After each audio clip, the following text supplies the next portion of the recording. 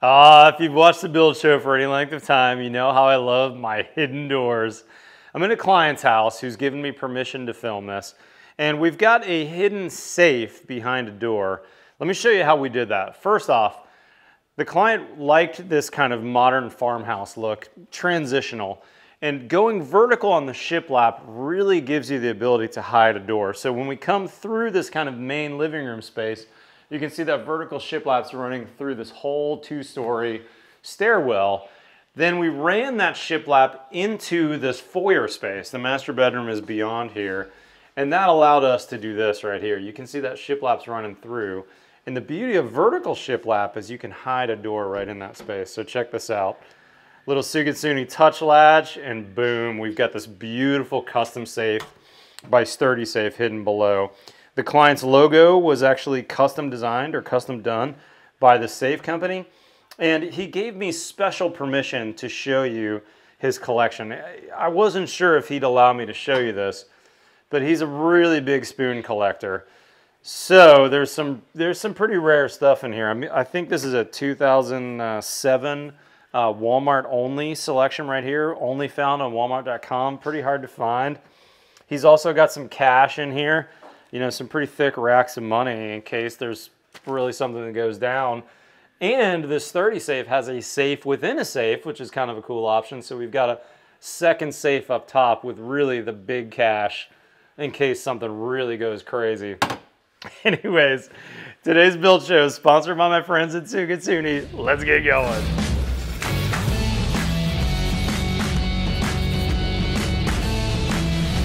All right, y'all, so hidden safe, hidden doors. Hidden doors are super fun for me as a builder. They really show off my craftsmanship. And let me show you a couple of things that allow me to pull these off. I've done a lot of these over the years, and I actually stumbled upon this hardware, gosh, almost 15 years ago, like 2007, 2008. This is a piece of hardware by Sugatsuni, which is a concealed hinge. It's gonna be a little hard to see it from your angle, but I've got 3 of them on this door. I think they can hold about 150 pounds per hinge. And the beauty of this hinge is it gives some adjustment after the fact, both up, down, in, and out. So as we're cladding this door, this really gives us the ability to do some special things in terms of micro adjustment.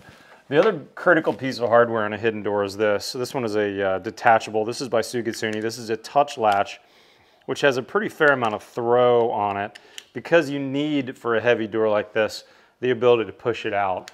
Now this is a quite heavy door. When my guys were installing the safe, we had to take the door off, and by the way, this safe weighs like 1,600, 1,700 pounds, something like that. So how about we rewind time, and let me show you some footage on how we built the door, how we clad the walls, and then how we installed the safe. All right, y'all, let's rewind time and let me show you some images of the construction process and really get into the nitty-gritty of how this project came together, because there's, I think, quite a few things here that I've learned over the years that could help on your next hidden door project. So first of all, this image is my house under construction, and you're gonna notice that the wall that has the shiplap going on it, which is that big 2-story wall in the back, it's really helpful for the carpenter not to take that to level 5, meaning not to finish the drywall. All we did was fire tape that wall for sound purposes and for fire purposes, but that allows the finished carpenter to really see the studs and know what they're getting into. And then you're also going to notice on that image that I showed a second ago, no hardwood floors, you just have subfloor showing there.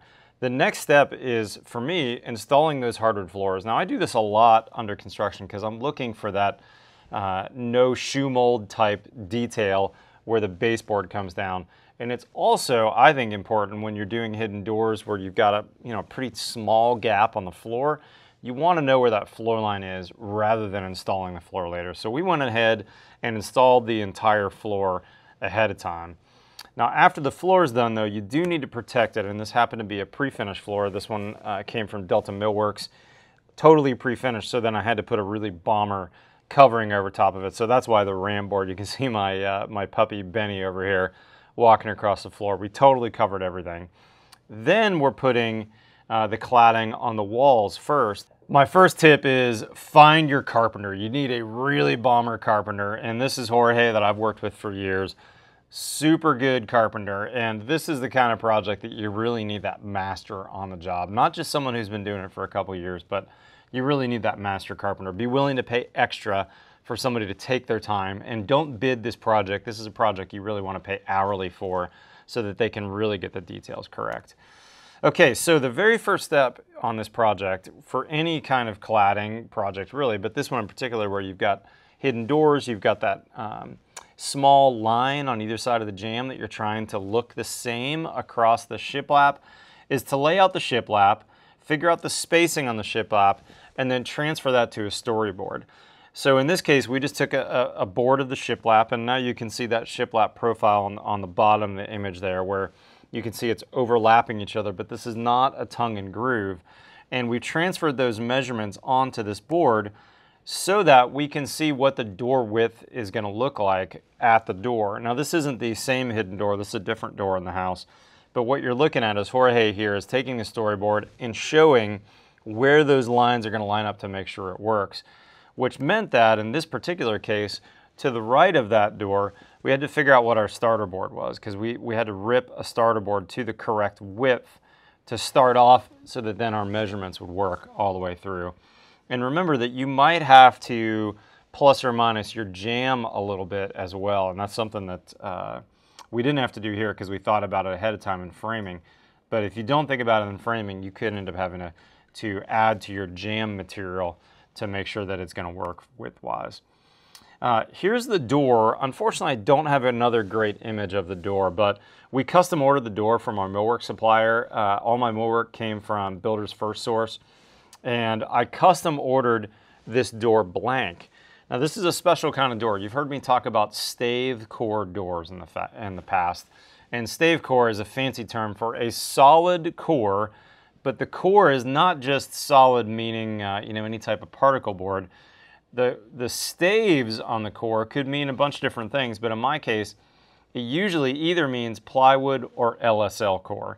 And so you need to talk to your millwork supplier to make sure that you're getting the door you need in a stave core. And in this case, I ordered a pretty big door. This door was around 4 foot or maybe even 4'6" wide by like 9 foot tall. You'll notice if you look at the images of the finished door, the door doesn't quite go all the way to the ceiling. That was really a function of just height on the door, heaviness of the door, what they could supply me. But most of the time, your millwork supplier is going to be able to custom make a pretty big door for you.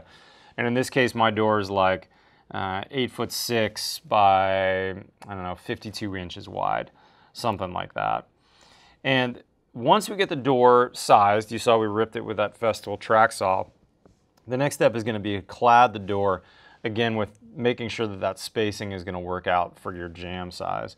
And now you can see on the bottom of that door, there's the sticker from Builder's First Source, but now you can see that it's got that LSL core, which is basically a type of structural lumber that the entire core has that. It's not particle board, it's not hollow core. You need something that's really going to be solid, and I'm going to tell you why in just a second here. And then you also want to think about your thickness of your cladding and your thickness of the door. The door itself is an 1 3/4 inch door, and you can see this shiplap that we use. This happens to be Windsor 1 shiplap. They make a really nice high-grade product, all pre-primed, very, very stable. It's a true 3/4 product, you can see on my tape there, which means that door, when it's all said and done, this is a thick door. We're talking about a 2.5 inch thick door between the cladding, the shiplap, and that 1 3/4 inch door. Pretty beefy. Now when we installed it, we did it 2 ways. We both used adhesive. I happen to use Loctite's Power Grab. There are other products you could use as well. We like Power Grab, especially for ceilings, because it requires less nails. But in this case, we're running 2 stripes down just to make sure that board's not going to move on us. And then we also did a few face nails, and you can see that on the right. To the right of that Loctite symbol, you can see one of the nail holes there. So we're putting the cladding down, and then later you can see it's a little bit long. Later we're going to trim that to the exact size that we need to get the correct undercut on the door. So these are all cladding images. It really doesn't take very long to clad it, but again, you do want to make sure that you tack that cladding down really, really well, and that's where we're using a combination of both glue and staples on this project. Now, hardware, this is critical. This is the Sugatsuni hardware that I use. Comes in a bunch of different finishes. I didn't get a good image of this, but if you look at the hinge on the right in this image, you're going to notice that extra kind of line around it. One of the things I love about this hinge is that it's removable. You can loosen a couple screws on there, and we can take the door off the hinge after it's installed. That's a really, really big deal. The barrel type hinges that are hidden hinges, they're great, but you can't take the door off. And the other thing is they're not very adjustable. These are adjustable in a bunch of different ways, and if you were to kind of zoom in on this image, you would see right here, it shows that plus minus on there. There's a plus minus here and here and here. We can really micro finely adjust the hinge afterwards, up, down, right, left, and in, out on the opening. So these hinges, yes, they are expensive, but man, they work really well. We ended up using 3 hinges on the job, and as I mentioned earlier, you can get them in a bunch of different varieties. This package must have been an old image I had, because this shows champagne gold, but what I actually used was white. And I don't know if I have an image of it, but the screw covers do get a plastic cover piece on there so that you don't see any adjustments later. Now here's the reason you got to clad it first. You can see it on this image. Once that hinge is routed into the door face, you're going to notice that it's routed into the door, but it's also routed into the cladding, because to the right of that cladding is the front, and the hinge is actually oriented towards the front of the door because the door is so darn thick. So that's why you have to clad first. It's also another big reason why we want that stave core door, because we want those screws that are getting sunk in here to go nice and deep. And oftentimes if you have a hollow core door, you only have a very tiny spline on the edge of the door that's solid for, let's say, short screws. And we want nice depth for this hinge, and we also want good depth for our screws. And here's the finished width of the door. You can see that is really darn thick and awfully darn heavy. Now for routing, you could make your own template like this one here that you could make. You can also get a template like this one that Jorge is using. Sugatsuni has a relationship with a company called Template Co., I think is how you pronounce it.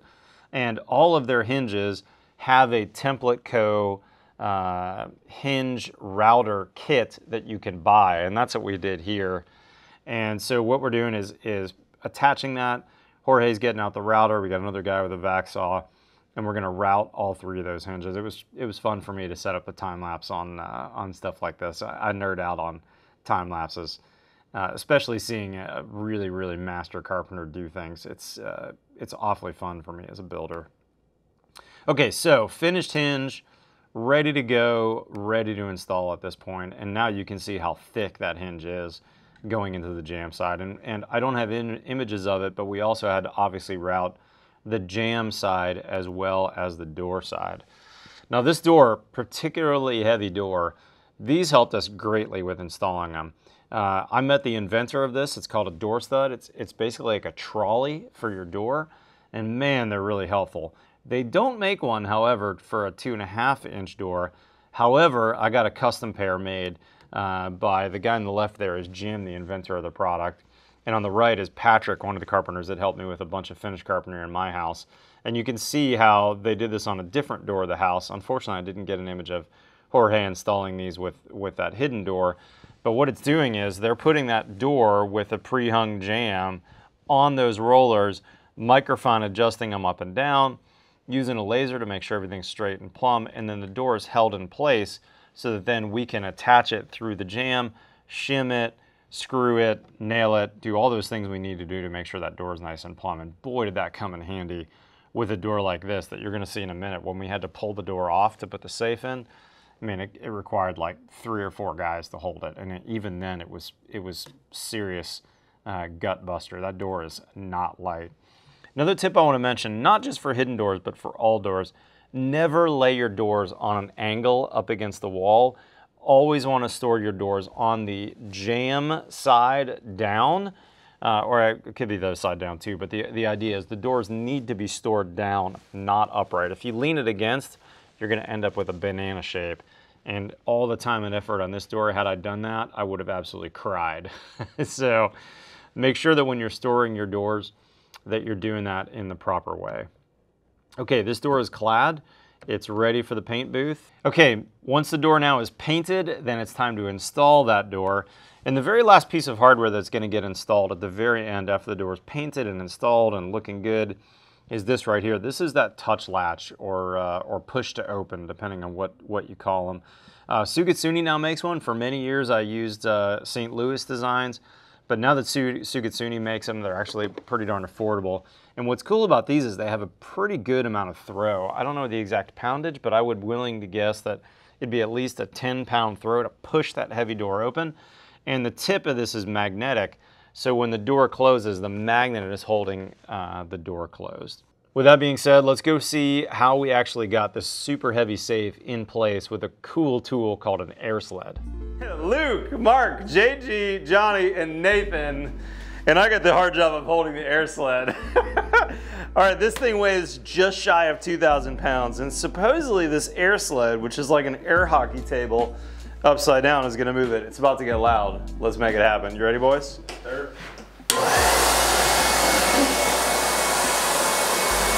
It's like a glorified vacuum cleaner blowing that air in this 2,000-pound safe of my hardwoods. It's not easy, but it's not terrible. I don't hear any grunting from Johnny over here anyways. All right, not bad at all. Come on.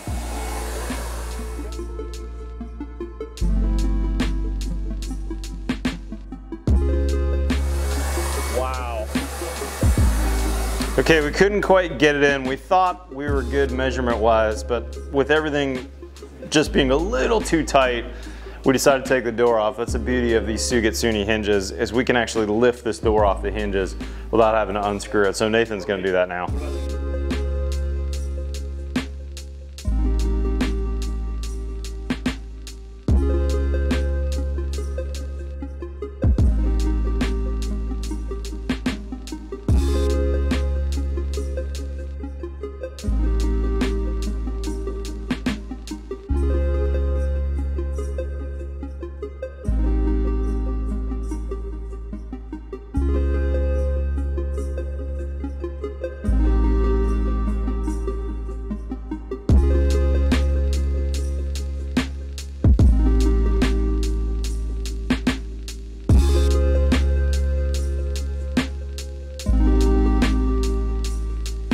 Super fun project, y'all. Hidden doors. Obviously, this is my house, not a client's house.